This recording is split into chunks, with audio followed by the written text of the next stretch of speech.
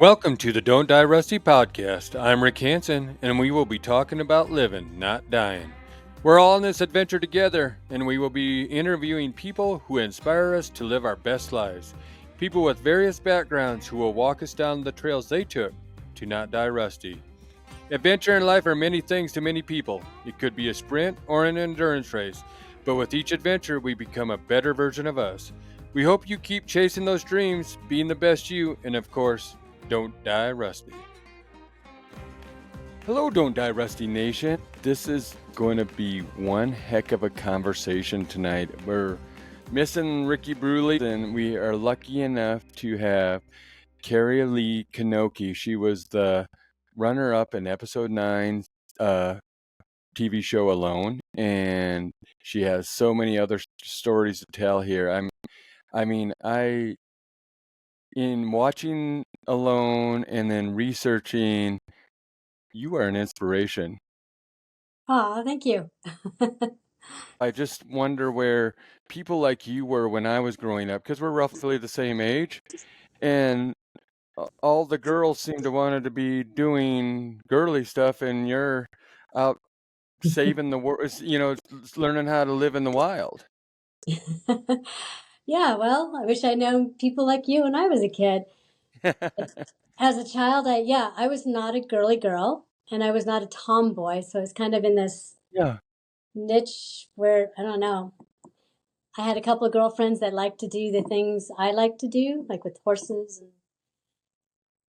and being a mini environmentalist and picking up garbage as we walk home from school. We'd walk in the ditches and pick up all the garbage on the way home from school. I don't know too many other girls that would do that except but yeah, just different. It's interesting because, like, sometimes when I'm up here in the Black Hills, because I'm in Spearfish, South Dakota, you know, you aren't told to go do this, but sometimes, we'll just get out and just walk a mile or two down the road and pick up all the trash and walk all the way back, and it feels like a great day. Right? It Y- feels good, doesn't it? It does feel good, and uh, it's in. How did you, how did you really turn into? I mean, what kept you going in learning how to survive in the woods and survive all this as you grew older? That's a great question. Many people have heard that, at 8 years old, I wanted to go out with nothing but my knife and survive Yeah. after being inspired by the book My Side of the Mountain. And that really stuck with me. And I didn't have a lot of mentoring as a child. We would go backpacking, and so I had a lot of exposure, and we'd go canoeing. I had a lot of exposure to the outdoors, but not really a lot of mentoring as far as the skills go. But any little snippet I would get, I would just like glom onto it and remember that. And I really didn't get into the skills until I discovered the primitive skills gatherings in 2007. I went to my first gathering at Winter Count and then to Rabbit Stick. And from then on, I was like, this is my tribe. This is my people. Like, where have you been all my life? Some people like Patrick Farnaman, who's also roughly our age, and he's been doing it since a kid. Like, man, I wish I had, but I didn't. Well, and I agree with you there because I haven't been to any of those gatherings, and someday I hope I am, because I grew up, if we had a TV in the house, but mom and dad watched what they wanted to watch, in which I went and read, and I read a lot of mountain man stuff. I'm a big John Coulter is my favorite mountain man. I just see what he did, and that you go with Lewis and Clark, you just about get back to St. Louis, and then you head back up in the wilderness and you do your stuff that he did. But what I'm saying is, then he came down, became a farmer in Missouri, and died. Hmm. You know, and where I'm going with that is, like, learning how to live in the wild, and I'm going to pick your brain now. Because first of all, well, before I pick your brain about, because I really want to get into energy plants and your energy medicine, but tell us about like what you're doing now. You have Sacred Cedar Survival School, hmm and what is all that about? Well, I've always wanted to have my own school. And before I went out on a loan, I had purchased 13 acres of property. And in hopes of starting up the school, that was the whole plan, was to do the school there. I've been teaching classes not only at the Primitive Skills gatherings, but also where I lived on another person's property. However, I didn't have my own property, so I couldn't just let go and really do like a full-on retreat or a full-on school. And then right after, I swear, 2 weeks after I closed on the property, I got the call from Quinn from the show saying, she asked me if I would reapply for the show, and I had actually applied for season 6 Mm-hmm. and almost got on the show, but not quite. So she asked me to reapply, and I was kind of stumped because I'm like, now? I just bought this property and I have this huge mortgage payment. But I had to go. I just had to go, right? Yep. And and that helped you get the school going then? That gave me a Yeah. place to do it at. And so at that point, it was about, at that point, I went out on the show. So it was kind of a delayed a whole year until I could actually start formulating what courses I'm going to put together. And I come from a primitive skills living background. So I don't like to say I teach survival skills. Yeah. I will teach you how to live in the woods, but I'm not that person that's going to tell you. Jessie Krebs is this, who is also on my show. She's the one that's going to teach you how to get your ass home in 24 hours. I'm going to teach you how to hang out and stay there and live. So that's just a different background, and they're both Yep. very viable resources and just different perspectives on what survival is. Mm-hmm. To me, I never really claim that I'm teaching survival skills. It's more about how we thrive in the woods. And that comes along with health. I mean, without your health, you're not going to survive very long. So that's what I consider a very important part of survival, is you have to be healthy. You do have to be healthy, and well, we can. Yeah. It's interesting too. I've I don't know if you know Laura Zara. Have you have you ever No. heard of? She's on Naked and Afraid, and I met her once. She did a. I happened to be at a place that she was doing some survival skill stuff, and it's interesting to me that she would be like the let's get us off the mountain in 24 hours kind of person too. Where I'm going with that is most of the time when I went and watched her do her stuff, it was at Winter Strong, and she was talking, and she taught us how to build a fire and do other things. But I tell people like she would I would trust her to get me off the mountain, but you would teach me how to live there, and that's what's cool. And that's very interesting.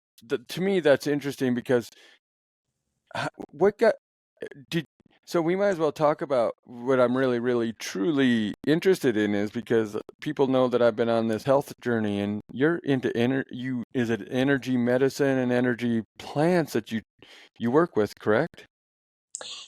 Yes. So I do energy medicine. So it's working with your body's energy systems.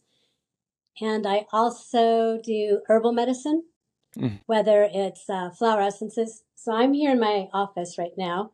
Behind me here's my flower essences. And then over here, you can't see, but I have a whole shelf of my herbal remedies. And then there's a plant spirit medicine, which helps on a different level. So like herbal teas and remedies and tinctures, they help with the physical parts of your body. Plants plants are very complex, and they're beings. We're human beings, they're plant beings. And in the native way of looking at things, they also have a spirit.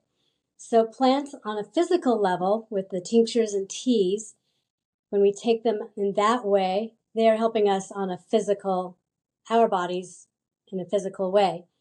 Flower essences, which is the essence of a plant.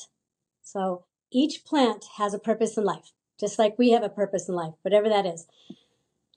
That plant, each flower has its own energetic pattern. And when you encapsulate that pattern into a bowl of water, so if you take a flower, we'll say rose. Rose is an easy one for people to understand. Put rose in the water. Now, everybody knows roses are all about love, right? You give your wife or girlfriend or whoever a dozen roses for Valentine's Day. It's all about love. And so so maybe a rose tincture might help you physically with your heart. However, if you put a rose petal on water and set it in the sun will reflect that energetic pattern into the water, which is a liquid crystal. And then you put a little bit of clear brandy in there, Christian Brothers clear brandy, and that'll preserve it. But it's an energetic pattern. So you want to take that just a couple of drops a day, maybe put in your water bottle. And we also have these patterns in our bodies. They're called habits, and they may be bad habits. We need to correct those. However, we do not want to let go of those bad habits because they've been serving us for whatever reason for a long time. So habits are hard to break. So a flower essence is going to help us over time to help correct that pattern. For example, with flower essences, maybe we're dealing with heartbreak, or we really just need to heal our heart at an emotional level. That's what flower essences are going to do. So you might use bleeding heart flower essence and maybe rose flower essences and a couple other ones, and take that, and over time it's going to help you heal your heart on an emotional level. The third level is what we call plant spirit medicine, and that has to do with each plant has a plant spirit. Elliot Cohen writes about it in his Plant Spirit Medicine book. But the spirit of a plant is going to help us spiritually. Yeah. And trying to use the example of the rose. So maybe the plant spirit of the rose may help us spiritually just to be in love with the world or in love with ourselves and help us on that very higher spiritual path that we might be on. Well, there's a lot to plants. Well, and I think there is a lot to plants because I believe that in where we have gone in the last, I'm going to say 50 years, has changed because we want things right now. We want everything has been synthesized, we'll just say. And I got to shut off my phone now. But everything has been synthesized, and we seem to have forgot the plants. We seem to have forgot the natural world, and I think we're starting to come back to it in a sense. Since I'm just going to say, for me personally, I think it's been mostly COVID. We've started to get out back into the nature, and we've realized how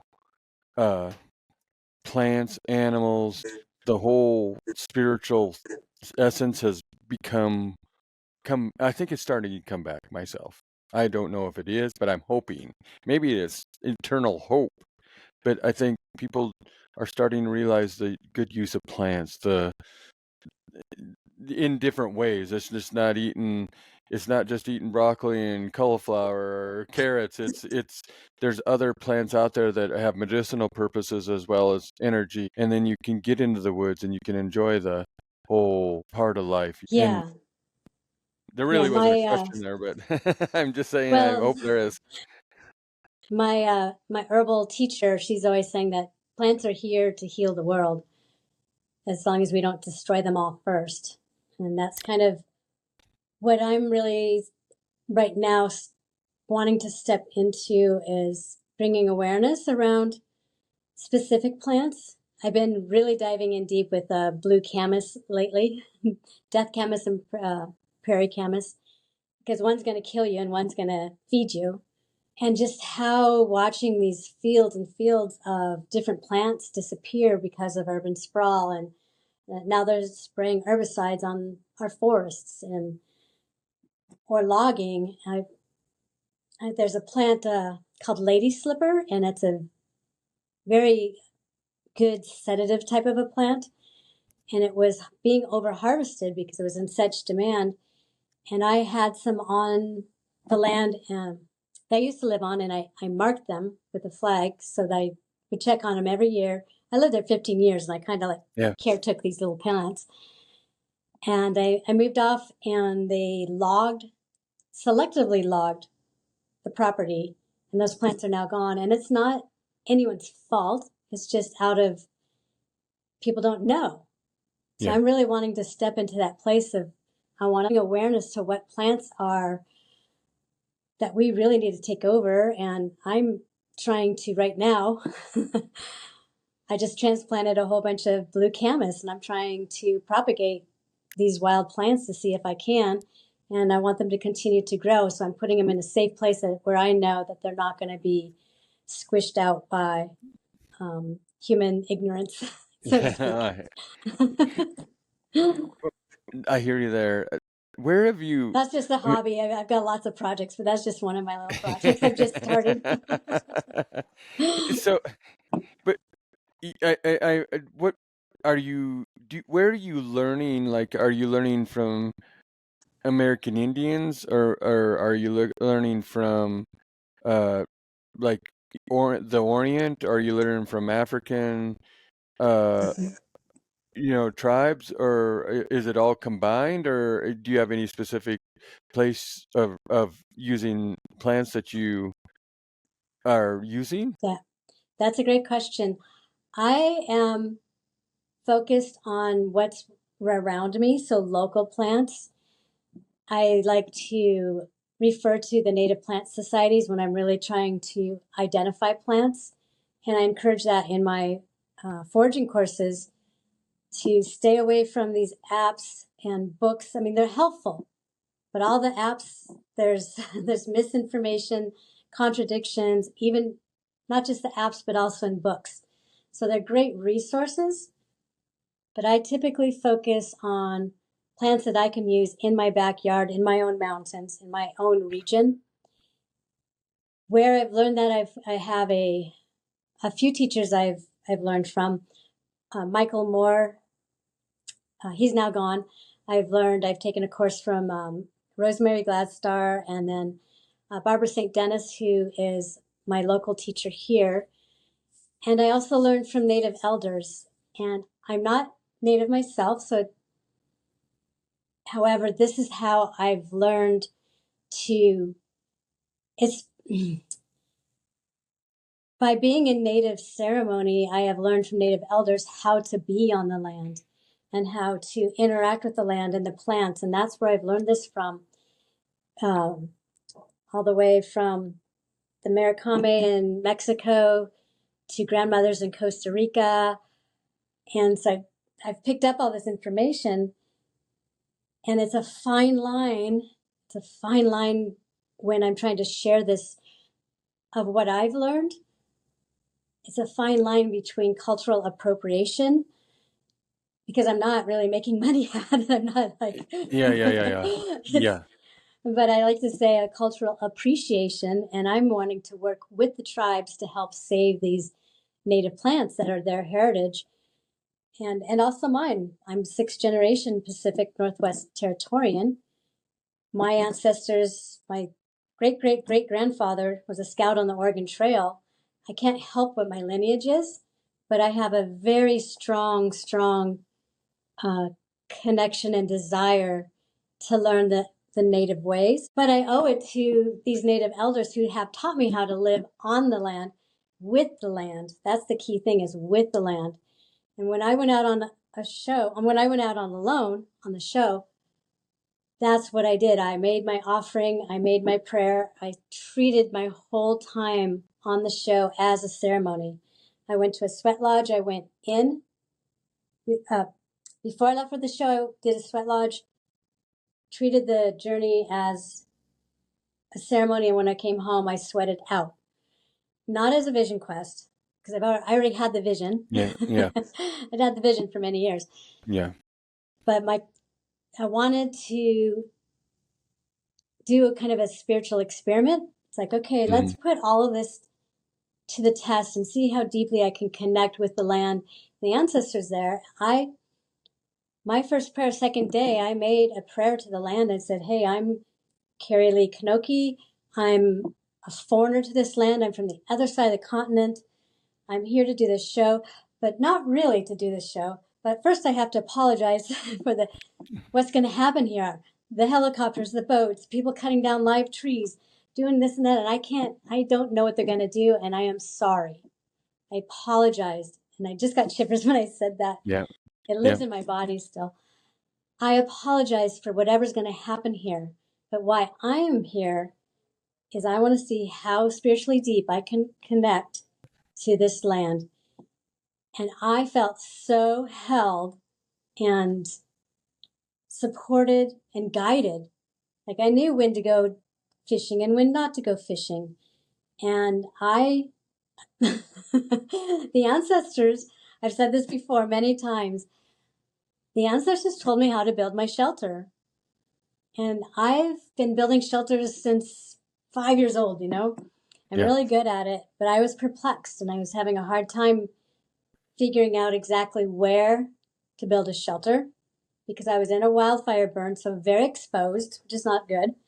The trees were really dark, wet, not good, and spooky. I can't see any predators.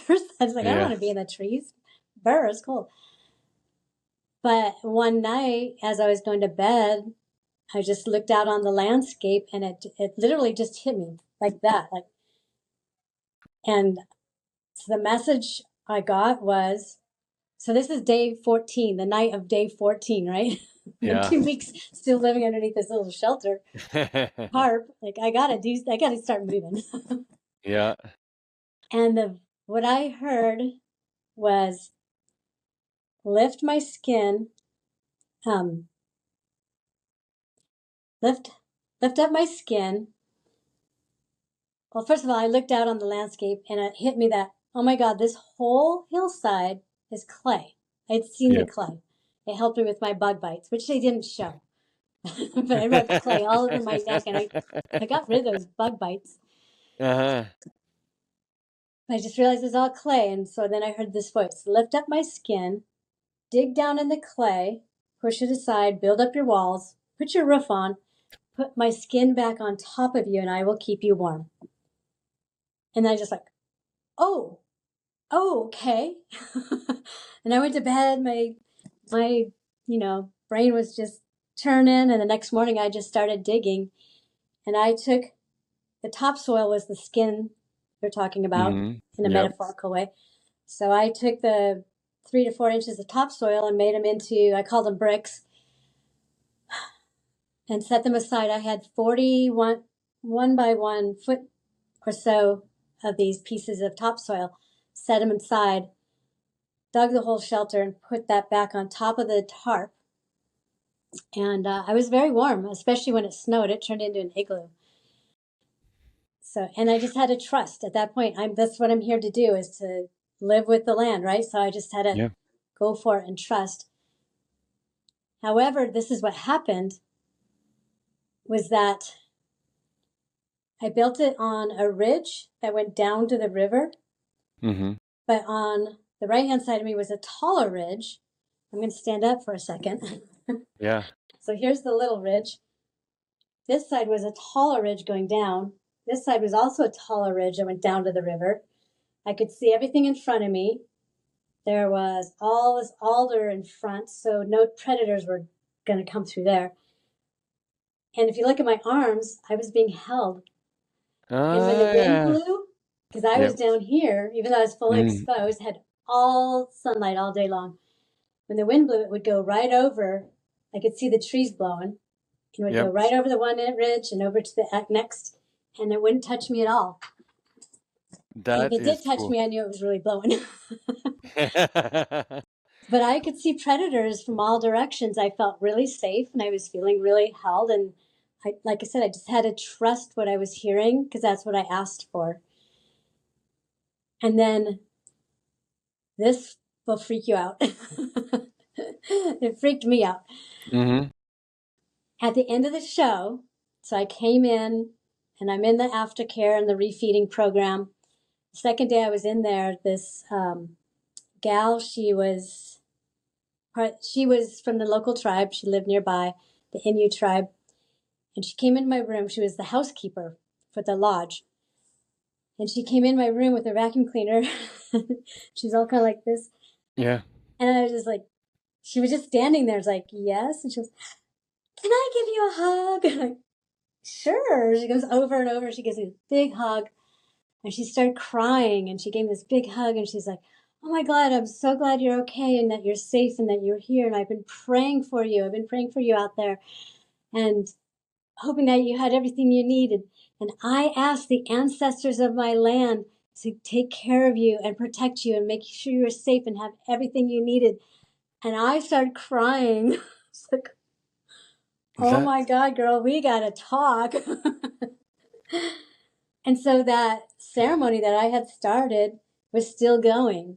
And the amount of spiritual support I was receiving, not just from her, I mean, who knows? yeah. She opened that world to me. She asked her ancestors. I asked for permission, and I feel like she opened the doors to that realm that nobody really likes to talk about, or maybe not even know how to talk about it.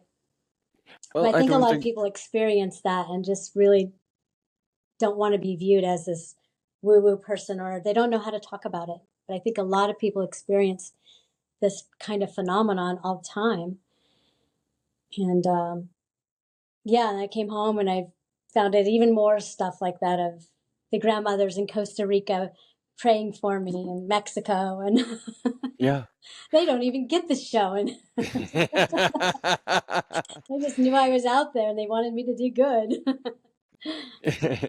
Well, I do believe that. I believe you're right too on the I think I think we have as a society either if you talk to people about feelings those kind of things that you have you're labeled, and I never ever ever want to be labeled anything because I think that just limits you. But I do believe that there's a spiritual part of the wild that in the people that have lived there before and other things that are out there that we do not truly understand. Mm-hmm. And we have to show appreciation to what we are, uh, or Yes. where we are, I should say more. And this is funny. I talked to my friend, and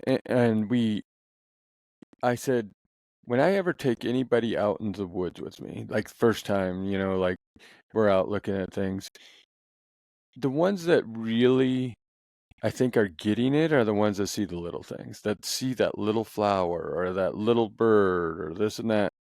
Then I know that they're attentive. And when you become Mm-hmm. attentive, then you get to that place where you have that view. And then you know that this is more than, there is something out there that is surrounding us and making us, helping us see maybe within ourselves and maybe also the world. And people need to see that. Like you said, your camp alone you were surrounded, you felt like you were hugged, and you were in the aspect of, that lady comes in and wants to give you a hug and tells you she's been praying for you. And I think that helps out more than anything. And when you're in the wild and know that you're not alone, you know, that that is something that is special Hmm. because I feel more alone in a city than I do in the wild. Right? I never felt alone out there. I had all kinds of friends. Yeah, The trees, the chickadees. Yeah, I never did feel alone. I felt surrounded and held and supported the whole time. And because I plus, I had the safety net, too, of the crew. yeah, and you take, you know, we were talking earlier. I graduated with a history and American Indian Studies major at Black Hill State, and I I got submersed, and like you just got done saying earlier, you're not y- that you've been in some traditions of the tribes and stuff but I'm Hmm. not taking away, but I do hunt for my own food too, and but I do leave a little tobacco just to say thank you. Hmm. And people might think that I'm funny by doing that, but I just do it because I think that we need to thank whoever and thank the animal and utilize it too. And I think people don't. I just think that some people have become harsh and cold, and I think that if we can change that part of the world and say thank you to what is out there and Hmm. not destroy everything that is around us, we can do something. Yeah, yeah. I tried to carry tobacco around to make my offerings because that was the way I was taught. And what I teach in my foraging classes before you harvest is to make an offering, ask for permission, stop and listen. Don't just say, "Oh, can I pick you?" and then start picking. Like, stop and actually listen. Because sometimes a plant, even though you know it's edible, might be growing in a toxic place, or maybe it got sprayed, or maybe it's growing right next to a poisonous plant. All these things you don't know why, and you have to stop and listen.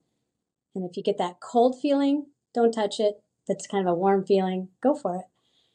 But also state what your intention is and ask them, ask the plant, this is what I want to use for the plant. Let me know when I have enough. And if you don't have tobacco, offer a piece of your hair because that's part of you. That's your DNA. And if you're bald, sing a That's why I was song. laughing. You can offer a song because Okay. this song is coming from your heart, and the song, the plants don't care what the words are. They care about the vibration. They feel the vibration of what's coming from your heart. And that's why I was singing all the time out there, is I just sang songs. I didn't have tobacco. And this forest is my medicine. I was singing that as an offering song, which was my friend's song that I sang out there.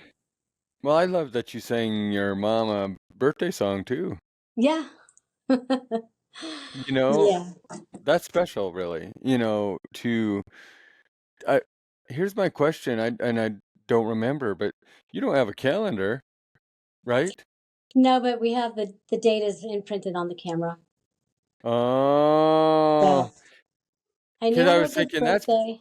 Yeah. that's pretty cool if you could remember that. Like, day one, day two, day three, day four, day five. You know what I mean? That you could Mhm. remember it was her birthday.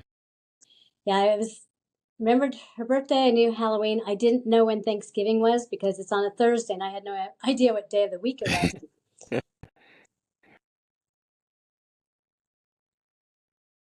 Oh, her birthday. Yeah. One thing they didn't show, I just have to say, it's because I was hunting squirrels that day. I actually got a squirrel for her. I actually had two squirrels, and I was trying to I hunted one and then I trapped the other, and I was trying to get a third one. And what I had said, they cut me off.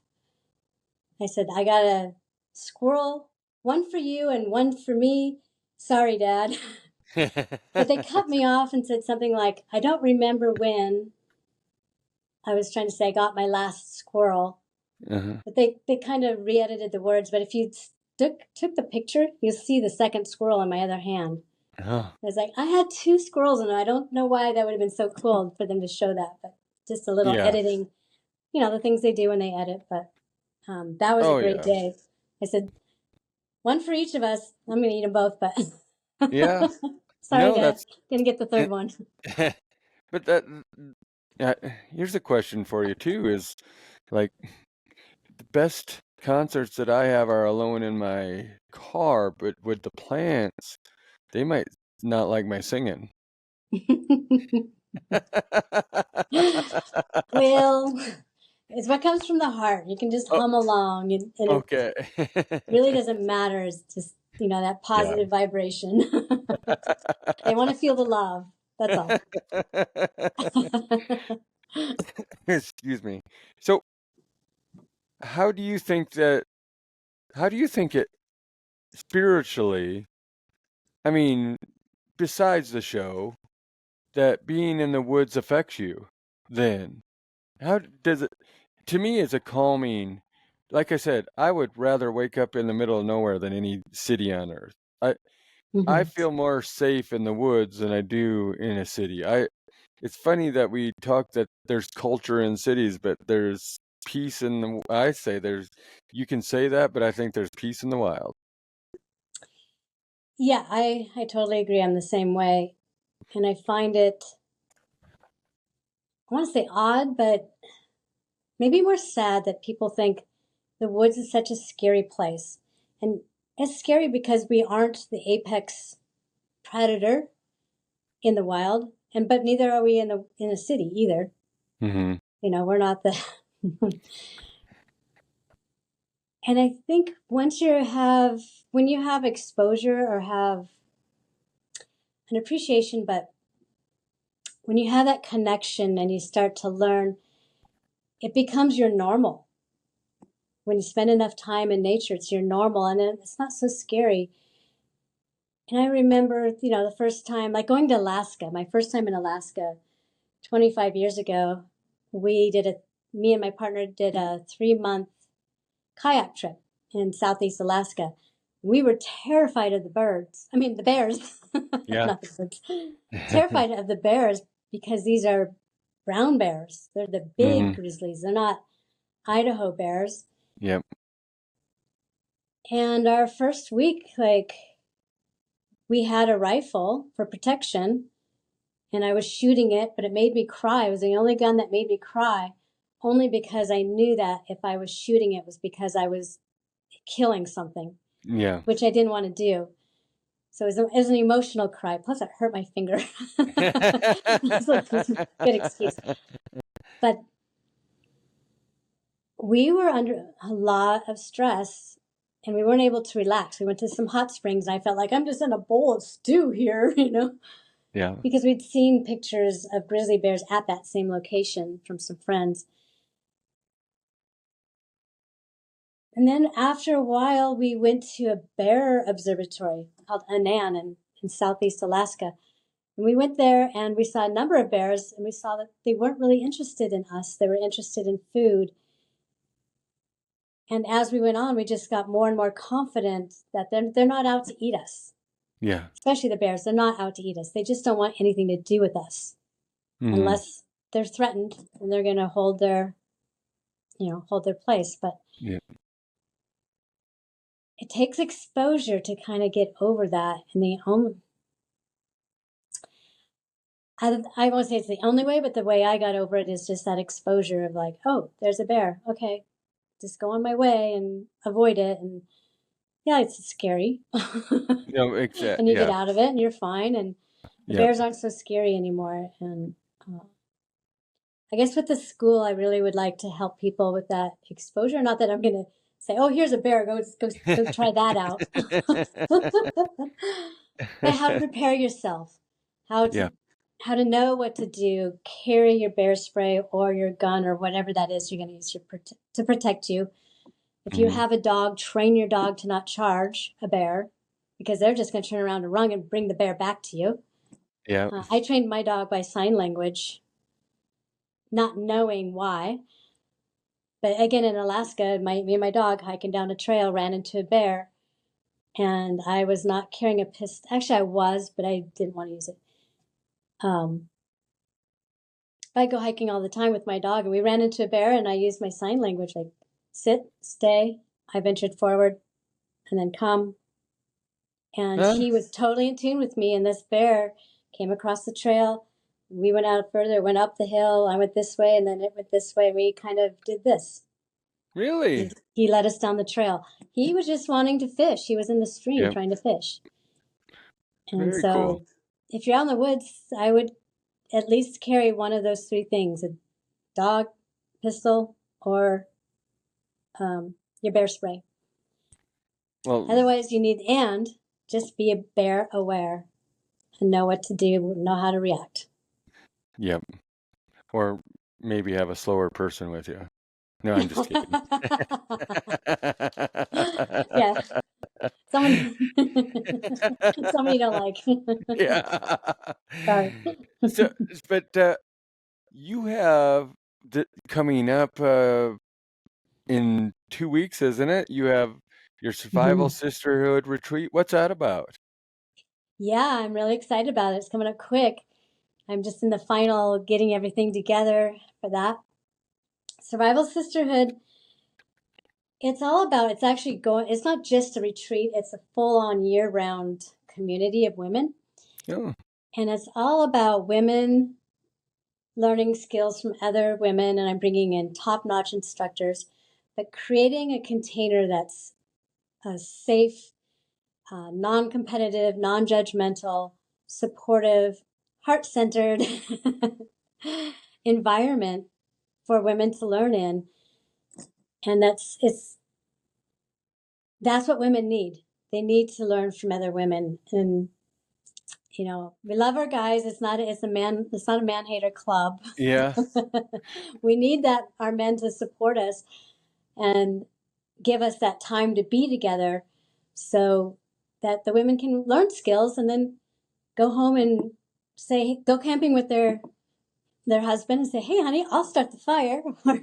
Yeah. No, or be able to go do archery or go play together instead of being under that pressure of having to learn something in a man's way, because men and women learn differently. Yes, We they do. process differently. Our bodies are used differently, and we want to be able to go have fun together. Mm-hmm. So the retreat is really, I'm bringing in Jessie Krebs from the show. She's bringing her military background. Mm-hmm. I have Lindsay Prosecco. She was on Alone the Beast, and she won. And she's bringing in some self-defense and predator preparedness type skills, shelter building.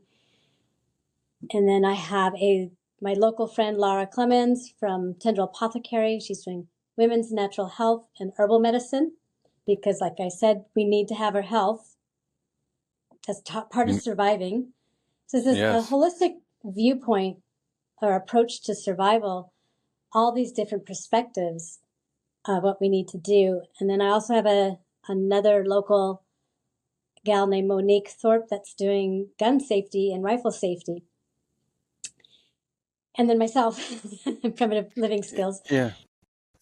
And just getting together, have a good time and learn skills from each other, creating this network of women.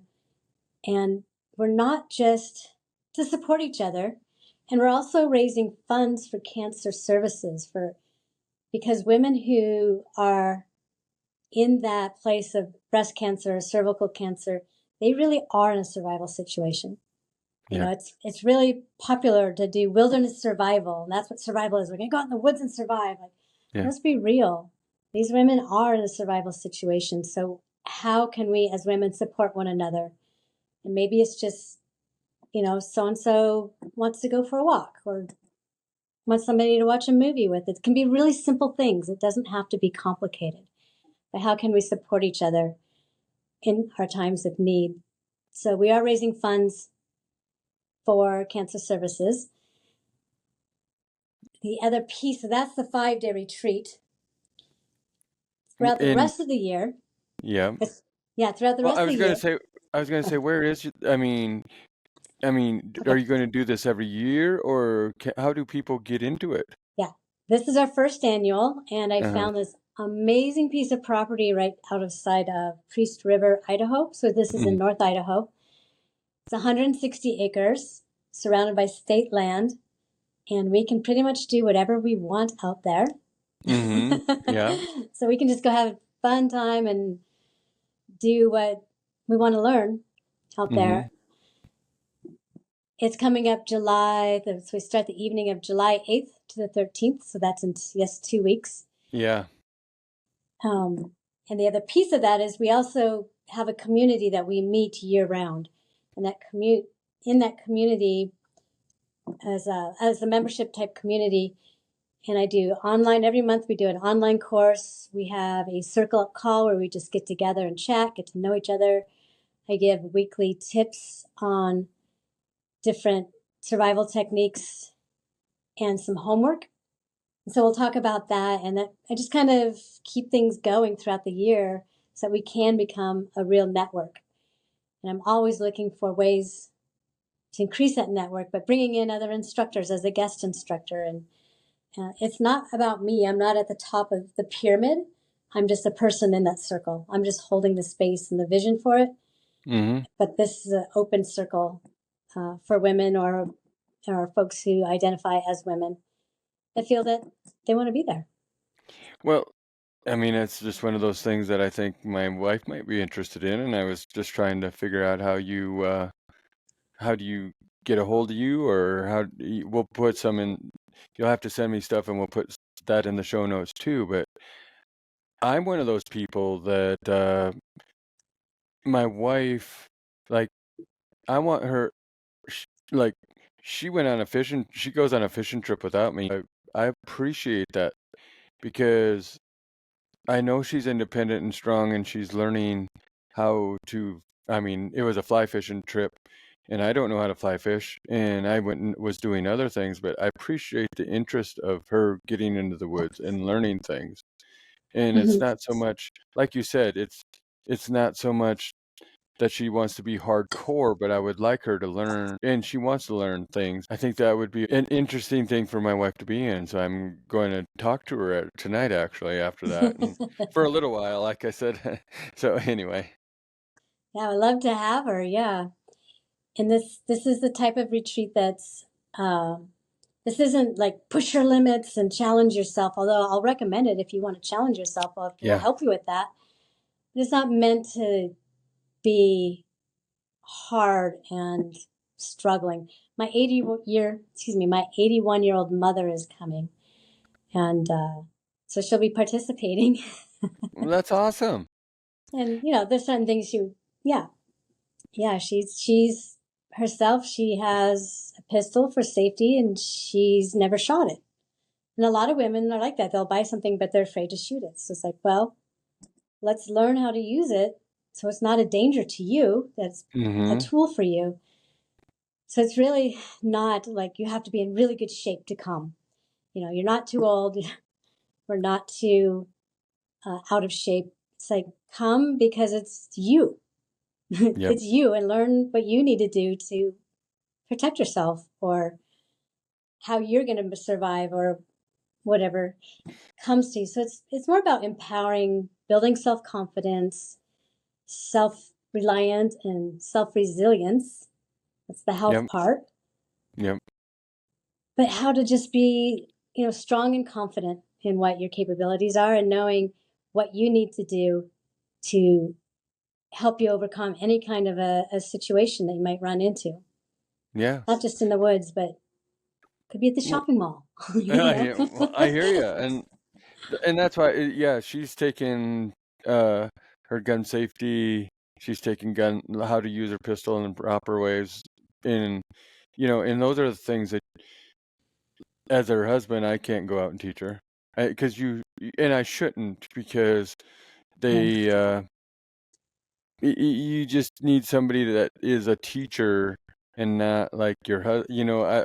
a husband and wife shouldn't teach each other anything at times because you just get an attitude with them where if you're learning from somebody else, that's the better way. And Yeah. I would enjoy that.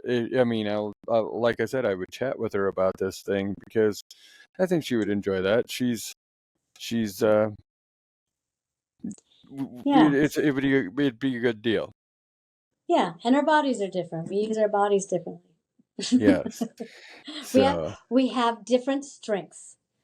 Well, you do have, we do have different strengths, and we have to realize that, and we have to be self-aware of ourselves. And Yes. I try to be self-aware myself, but and it would be interesting. So, how has your life changed since the show? Oh, I am busier than ever.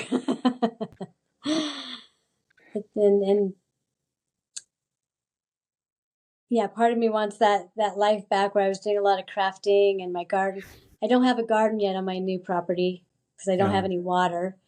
So hopefully trying to put a well in soon.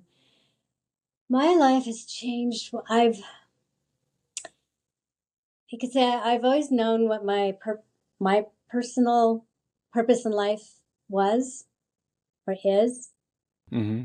and I feel like I've always had the stuff I want to share, and that's part of that purpose, and not just about the environment and just I just have a lot to share, and I've been trying to live by example. So I went off grid 25 years ago. I live in a yurt and collect my rainwater and just living off the land in that as simple as possible, but still be a part of the modern world. Yeah. So I know a lot of people go out and they're just total off grid, but they don't want to do anything with the modern world. And I have one foot in each place. But I've been trying to live by example, but there's who's going to listen to me except my close friends. Yeah. And so I Yeah. feel like now I'm in a place where I can share that and more ready to share my voice. I said that on the day I tapped out was that I was ready to step into being an elderhood, where I've been like, oh, I'm not that old, Yeah. I was Yeah. ready to make that transition into elderhood, but to share and use my voice. And so I appreciate being on this podcast because I can use my voice and exercise, learn how to use my voice and share with some of the things I want to share. So, Well, like Don't Die and Rusty people is want to about. listen now. Well, yeah. Well, I mean, that's where we come because that's why I thought I had something to say and I wanted to get people out because I always question myself about should you do this? Like, who's going to listen and do you really have a voice? And we found out that we do, but it's like it's about chasing your dream. This is Don't Die Rusty is about chasing your dreams and becoming the best you and living your best life. And the motto is we want to wear out, not rust out. We want to keep not just our bodies, but our brains also. And we want to, Yes. you know, when this body is done for its life, it better be wore out. And it's all about we don't take the material things in life with us. We take our memories and we take the life we lived, and hopefully we have left just a little bit, if not more, for the people around us to say they influenced me, and they all will have a piece of you, and because physically, and usually people wouldn't realize, but a generation or two down the road, people forget about you, but who knows if that one little thing that you've taught somebody doesn't just keep on going down the lineage, and you will never know that. So that's what Don't Die Rusty is about, and you're doing good because you're telling us you're helping out people, and that's what this whole thing is about: is keeping going one step at a time forward every day. Mm-hmm. And I like to think about, like, I always tell people to get into the woods. I always tell people this and that, but I want to, you know, I want to learn from other people, so I feel privileged and lucky to learn from you. And if I can take just even a bit, everybody has something that they can share with everybody else that clicks.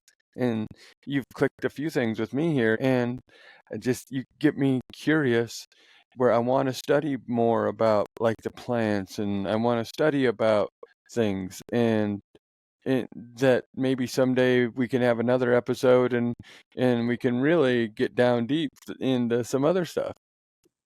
And I think that's interesting. Thank you. Yeah. And so I can help you out with that. All right. I have a few things coming out, Yep. and any day in the next week or two, I have a wild foraging masterclass that's coming out with 360 Sportsmen. Ah. We covered 50 plants in that master course, and we'll be adding to it. So it's the volume 1 and a volume 2 kind of thing. I'll be adding to it throughout the year as the plants reveal themselves. Yep. And to go along with that, I'm also putting together a pocket guidebook of wild edible and medicinal plants that you can take with you while you're backpacking, because you're not going to take all your books, and your apps are probably No. not going to work out there. Get out of cell service and Exactly. trying to connect to the satellite, Yep. So you can use your apps. Just a plain, simple pocket guidebook on the plants that you need to know the most for first aid and food and poisonous ones, and even utilitarian plants, like what plants can make cordage or arrows, like wild rose or ocean spray. Mm-hmm. So that's coming out in the next week or two. I'm taking pre-sales for that, orders right now for that. We're in the final editing of it. And then I have another book you probably didn't know about. No. I started this book about 7 years ago. And I did some filming about it in 2019. And then last year I worked on it some more, and it kind of set it aside for a year because I wanted to focus on Survival Sisterhood. But it's a book, I don't know if this will be the title, but it's what I call the art of sacred living. It's about what we've been talking about, how you can go out in the woods and connect into that deep spiritual place with the land and yourself. Mm-hmm. So it's how you live with reciprocity, because we live in this world where we just take. But how often do we actually say thank you or offer a tobacco or a hair or a song? And one simple way of reciprocity with the environment is conservation programs. You are giving money to help a conservation group protect our wildlands.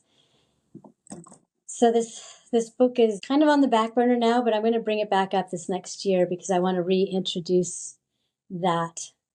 And I think it's really important. And that's really what my experiment was on the show was, okay, everything that I'm writing about in my book, let's put it to the test. Let's see if this works without interruption of modern life or the phone call, or, many of us are good. Like in the morning, we'll maybe not do our yoga, but we'll get into that space and say what we're grateful for. And then you go out in traffic and you're like, Yep. we can't hold it. But out there on the show, I didn't have that. Any kind of frustration came from me, So I put it to the test, and that's part of what I'm writing. I'm incorporating my stories out there into the book now as examples of how this works and why it works. But it's really about that connection and then really, Rick, to be honest, my goal here is I want to see people doing what their purpose in life is, who you truly are, and why you are here to help you remember. That was that song I sang, I remember why I came here. Mm-hmm. That was my soul song to help me remember why I was there when times got tough. And so I want to help at first I was like, oh my God, because I sang it on the show. Now the History Channel owns it. Like, oh no, I sold my soul song. But, at first I was like, oh, I don't know if I should have done that. That was my song. But I'm realizing that really it's not. It's a song for everyone, because I want to help you remember who you are and why you're here. So let's get out in the woods, get rid of all that identity and stuff and crap from this world, and just be. So I'd like to share not how to do in the woods, not how to make a fire, how to do this or to do that, but how to be in the woods. And so that's where I'm going with this book. I like hearing that, because I think people need to hear that, because we need these wild places to be wild, and we need to learn from these places and become better stewards of the land, and as well as learn that it fills us not just with the beauty, but it fills us spiritually and physically, and that we will be it gives, and we have to give back by being good to the land, is what I'm trying to get at. So and the land will help you, discovering who you are truly, who you are inside, and how to help you discover what your gifts are and how you can contribute that back to society, because society is nature. We can't, just that belief that we live in a dual society, or a dual, that duality of being in the spirit world or the physical world. We're both. And just that belief that there's a separation creates that disconnect. And that's a quote from Grandmother Margaret. Awesome. One of the 13 indigenous grandmothers. Was just that belief in duality is causing the disconnect between the physical world and the spiritual world, because you are a spiritual being. Yes. In a physical body. Well, exactly. But it's I always say, when I'm in the woods, like if I get up early in the morning, it doesn't matter what I'm doing. If I get up, well, I always get up early in the morning, because I go out and I walk every morning as the sun comes up, or in the winter if the sun doesn't come up before I go to work. But I always get up to go get the fresh air and have the peace. But where I'm going with this is, when I have time, and you lay on the ground like at noon-ish, we'll say, if I've been hiking or whatever, and I lay on the ground, I've never, and it's hard, you're just in your clothes, or hiking clothes. It's not a bed, but I have the best sleep naps I've ever had, just like you're earthed. It's more like you're earthing, and you're feeling the peace and the quiet, and then there is nothing that I feel is more peaceful than that to me. I'm rested.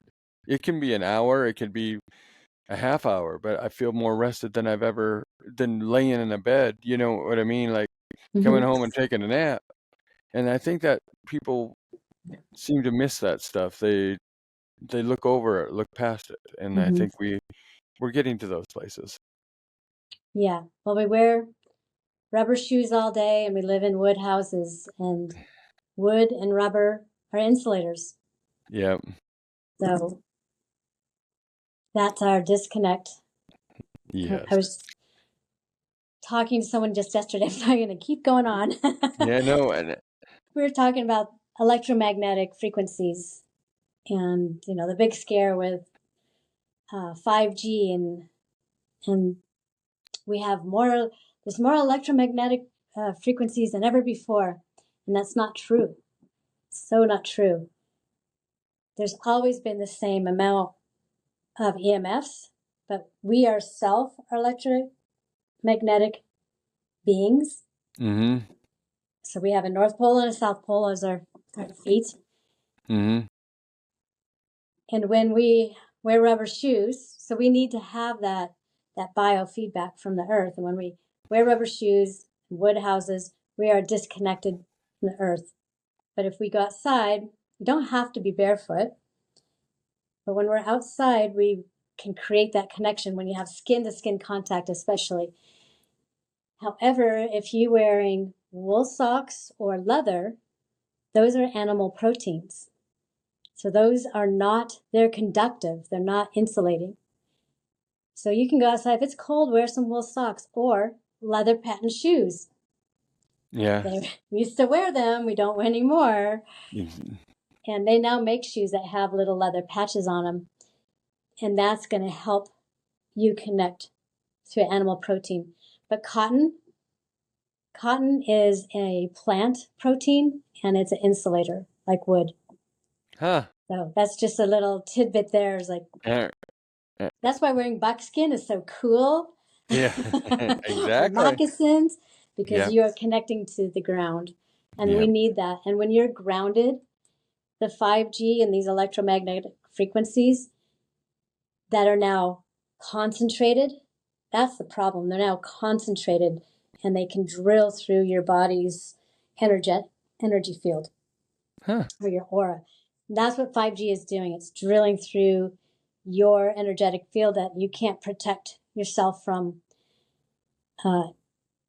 outside invaders. You're wide open. But when you're grounded, that supports everything. And that 5G can't get through when you're really, really, truly grounded, or any of the radiation or whatever is out there. So that's my little spiel on EMFs. All right. Well, I'm probably having you talk longer than you want to, or I don't know. I love this conversation, so we'll have to get together again sometime. But I always ask one question at the end. Okay, I'm ready. It's, what's the good life, Karie Lee? What's the good life? What's a good life? Whew. Oh, I think the good life is when you don't have, it's when you're thriving, you're resilient, you're full of joy, laughter, and love, hope. When you're doing what makes you happy and what makes other people happy. And no one can touch you when you're in that state of being, whatever that is for you. Mm-hmm. For me, that to me is just being out in the woods. Right.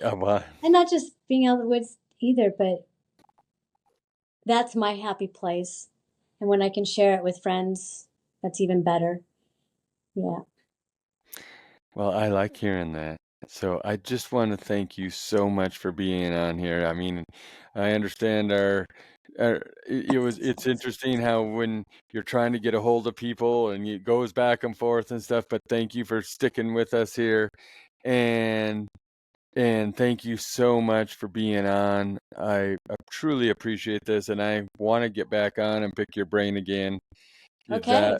I do, because this is so interesting to me. Like I said, plants are interesting to me, and the spiritual part of things are interesting me, and I really want to keep you. I might have to get you on a couple times so you finish that book so I can read it, so that would be good too. But I truly thank you for being on the Don't Die Rusty podcast. Thank you so much. And yeah, that plant book will be out before Survival Sisterhood Retreat, July 8th. Yes. But thank you for having me. It's been wonderful. Good. And we'll get your information. We'll put it in our show notes so people can contact you or do whatever you want. We'll do that. And if you want to tell us how we can contact you on anything, you can just tell us right now too. Sure. My best place to find out what I'm doing is on my website, which is KarieLeeKnoke.com. Make sure you spell it right. That's the hard part. There I have information about the show. I have my class listings. I have a store there with my products. And you can reach out to me through email that way. All right. That's the easiest way. Or on social media. Yep. So that's where I got a hold of you, and thank you for answering that too. So anyway, Don't Die Rusty Nation, as usual, keep chasing your dreams, being the best you, and don't die rusty. Thank you for listening to the Don't Die Rusty podcast with your hosts, Rick Hansen and Ricky Bruley. The Don't Die Rusty podcast is written and produced by Rick Hansen and Ricky Bruley. You can find us on Instagram and on Facebook at Don't Die Rusty. You can rate and review this show on Apple Podcasts and Spotify. You might find your review read on a future episode. Got a question for the Ricks?